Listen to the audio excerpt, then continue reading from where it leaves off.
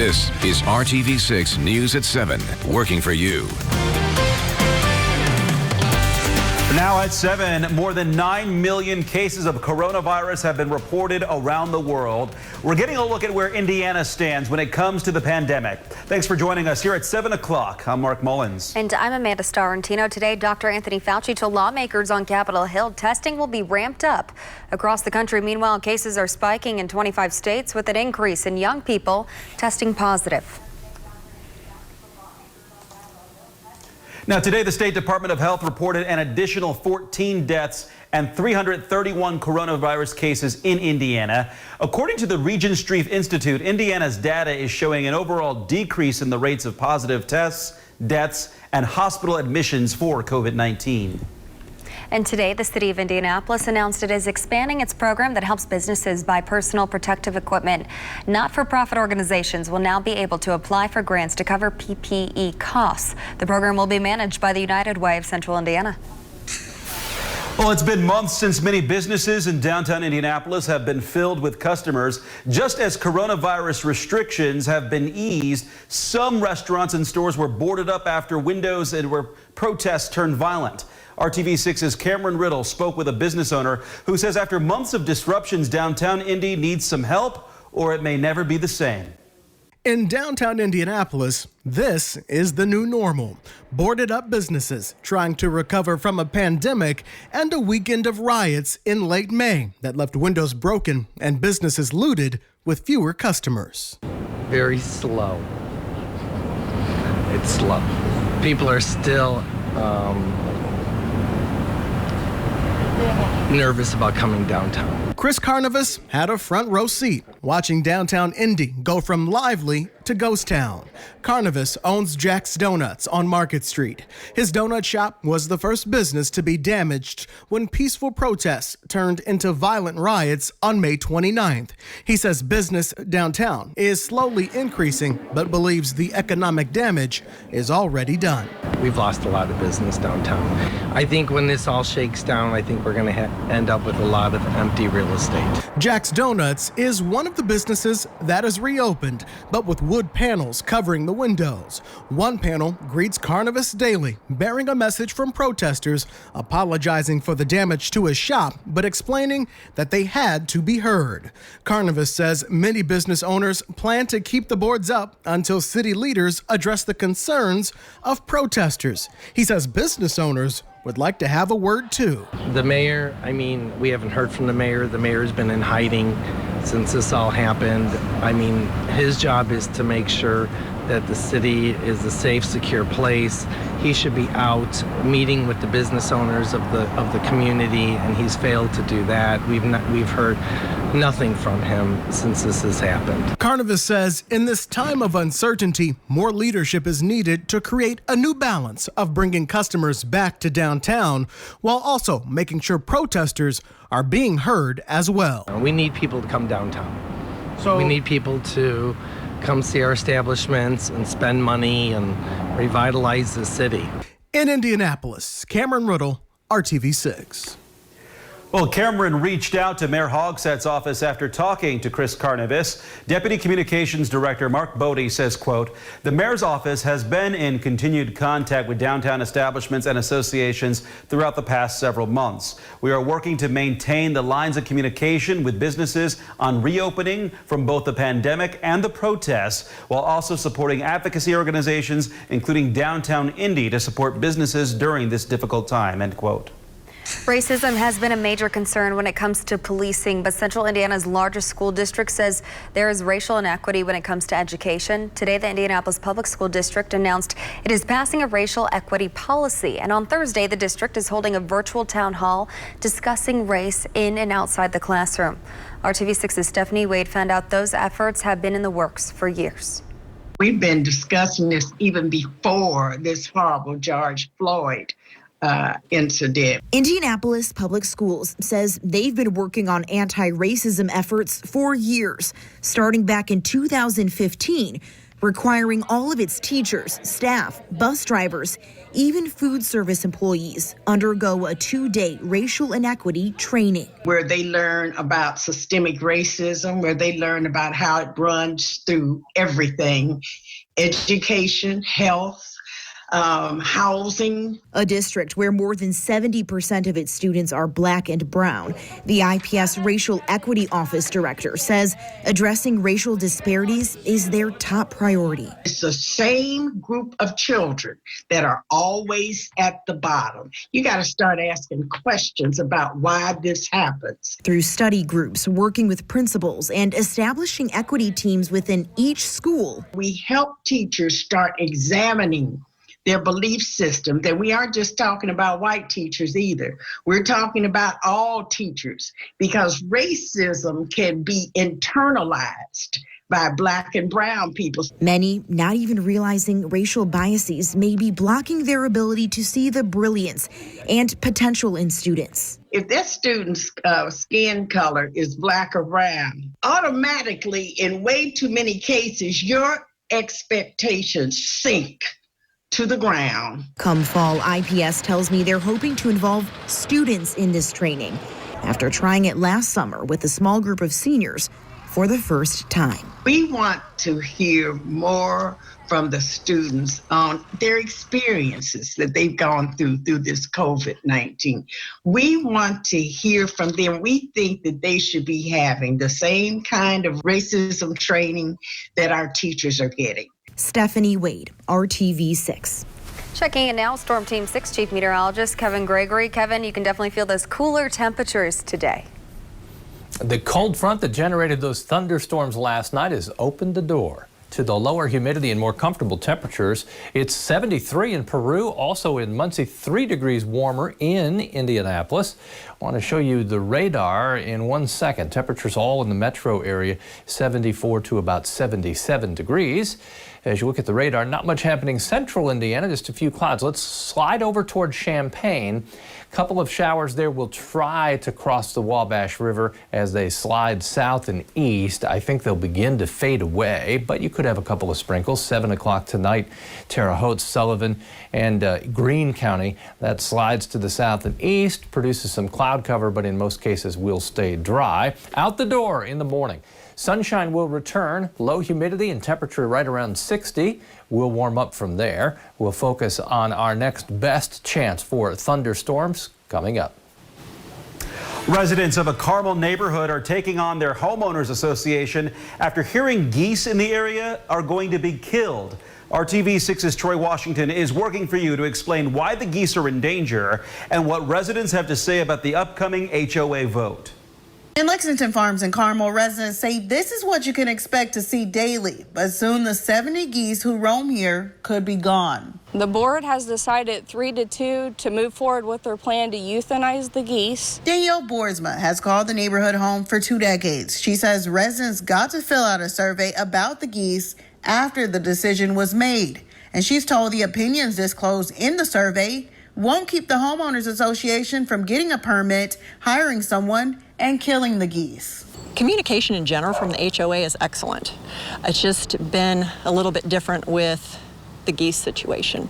Nancy Tatum lives on one of the several ponds in the neighborhood. She loves being surrounded by wildlife and just wants to be included in the decision-making process.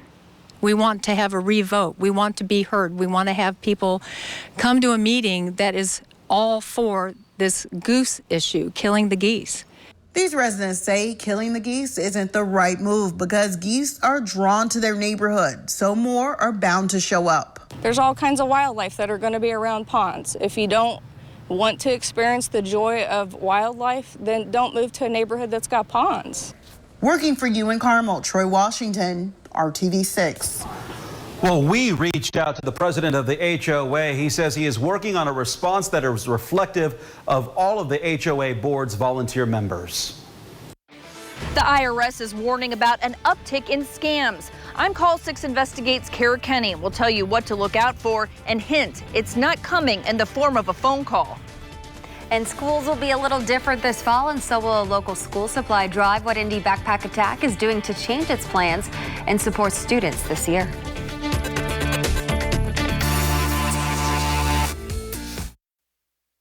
This is RTV6 News at 7, working for you. An event that provides school supplies for Central Indiana kids is one of several organizations that is facing a setback because of the pandemic. Indy Backpack Attack typically starts gathering school supplies this time of the year. RTV6's Alyssa Donovan explains how the organization is changing up the way it helps the community. Every year, Indy Backpack Attack asks for donations of backpacks, notebooks, colored pencils, you name it. But this year, they're doing things a little bit differently. Around 30,000 kids benefit from the collection of supplies by Indy Backpack Attack each year. With COVID-19, we're afraid that with all the touches on the supplies, everybody, you go shopping, you put it in a bin, somebody else gets it. To eliminate the issue of supplies trading hands over and over again in the donation process, Indy Backpack Attack is asking for all monetary donations this year so that they can buy supplies in bulk. Then we can ship it straight to the schools with very limited actual touching of the supplies. We had to make those adaptations to make sure that we can protect the volunteers, we can protect the students, and we can protect the faculty at the school as well. They'll also be cutting back the amount of volunteers. That way there won't be as many people working in the warehouse. Purchasing those in bulk, we'll know what we're getting in, so we don't have to actually count anything and sort it on the way in. We know exactly what we have and we know the distribution plan. The goal is to raise $300,000 with the hope of raising the first $75,000 this Wednesday. They want to collect monetary donations by July 24th so that there's plenty of time to put in bulk orders for supplies and ship them to the schools before the school year starts, even though right now it's unclear if kids will even be back in the classroom. With the uncertainty on when they're actually going to start right now, it's just going to have to work. The virtual kickoff event for the 2020 school supply drive is this Wednesday at 8 a.m. For details on how to participate or donate, you can visit theindychannel.com. I'm Alyssa Donovan, RTV6. A plume of dust is crossing the Atlantic, headed for the Gulf Coast, and then where? We'll talk about that and your weekend forecast coming up. Only $1 down offer ends Tuesday, June 30th. The Rebound Indiana is making sure you get the help you need to recover from the impact of the coronavirus pandemic. There are ongoing discussions in Washington about the possibility of another round of federal stimulus checks. Meanwhile, the IRS is warning Americans that scammers are trying to get their hands on your first stimulus check. RTV6's Kara Kenny explains what you should be watching for. Many people know about the phone scam where the scammers pretend to be from the IRS, but criminals are getting smarter, and unfortunately, Hoosiers are falling for it. At a time when many Hoosiers are waiting for their stimulus money, scammers are trying to get your money. You might have gotten a text, email, or social media message that looks like it's from the IRS. It's about your stimulus check, also known as economic impact payment. But it's not the IRS. When you click that link, you could be allowing scammers to download malware onto your computer, or they could trick you into giving up your social security number or bank account information. The IRS says these types of scams are on the rise. What we're seeing is an overabundance of criminal activity that's really taking advantage of the fear and the uncertainty that people are feeling now as a result of COVID-19. Scammers are also sending fake stimulus checks in the mail. The scammers will tell you they sent you too much and ask you to send them the difference. But when the check bounces, you're out of money. We did some checking and found the IRS will not reach out to taxpayers via email, phone, or social media, especially with promises to get people their money faster.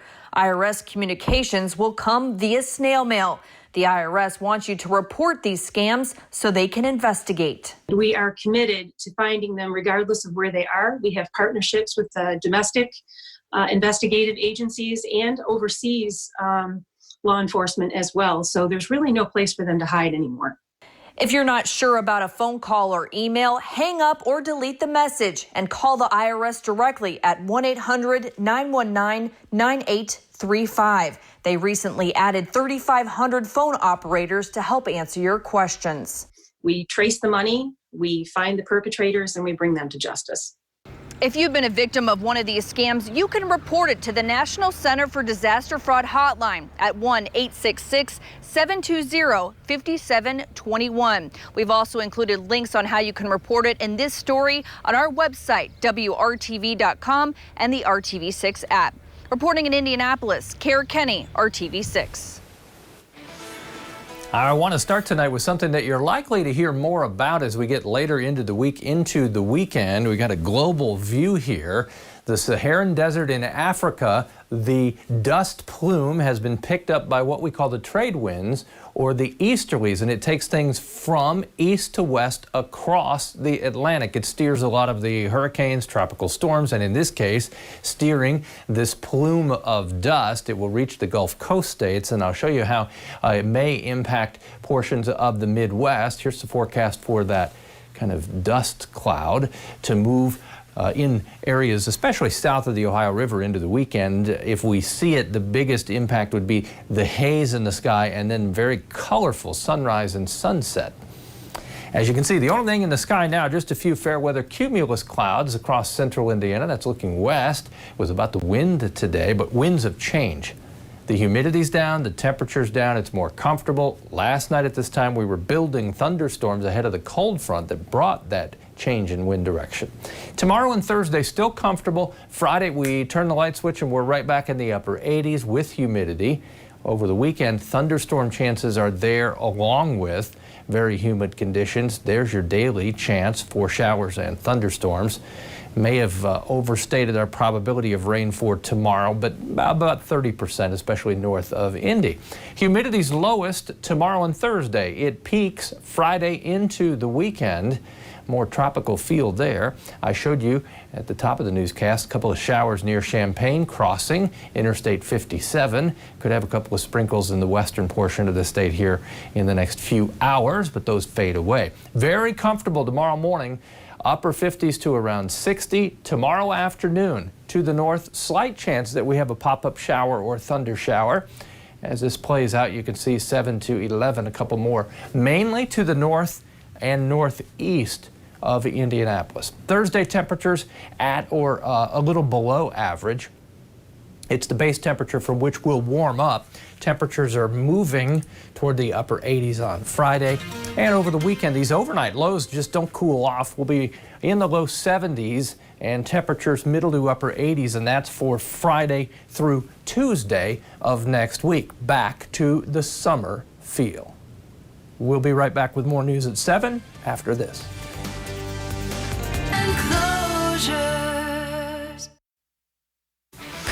Well, putting a tax on sugary drinks like soda could save millions of lives and billions of dollars. A new study in the Journal of Circulation shows a model based on sugar taxes already in place in a few U.S. cities and other countries. The model projects that if the entire country implemented a tax per ounces of soda, it would prevent more than 1 million heart disease and diabetes cases a year and save the U.S. $53 billion in health expenses.